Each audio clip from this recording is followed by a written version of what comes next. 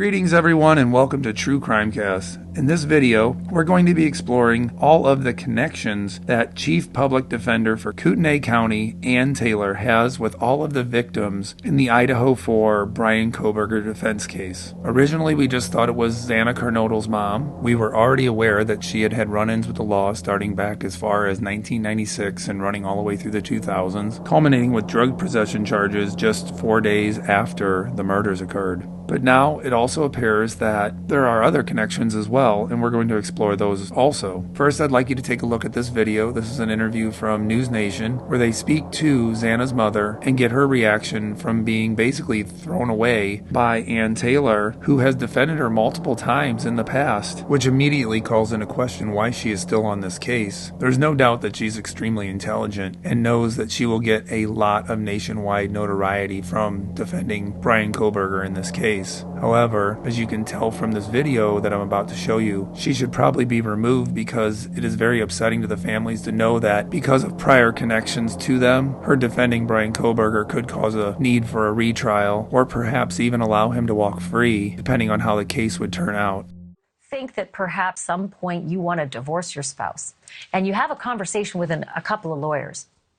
Your spouse can no longer retain any of those lawyers just because you had a conversation. So this woman, Kara Northington, whose daughter was violently murdered in Idaho, one of the Idaho 4, those 4 students killed in Moscow at the University of Idaho. She is now facing the reality that the person she trusted most with 4 of her cases is now representing her daughter's accused killer. Here's that conversation. So, Kara, what was your first reaction when you learned that your former attorney is representing the man accused of killing your daughter? I'm heartbroken. I'm heartbroken because I trusted her. She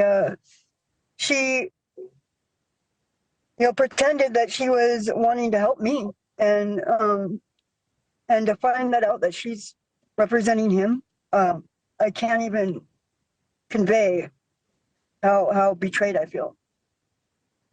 Have you had a chance to speak with her about this? No, I haven't spoken with her. I found out through a friend who found it on Reddit.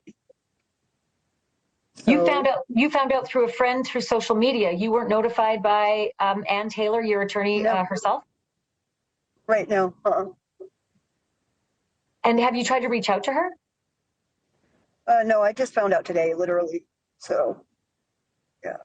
So, I mean, just so many thoughts. It's so incredible that there is this connection. Are you going to try to fight this at all? Well, yeah, absolutely, yes.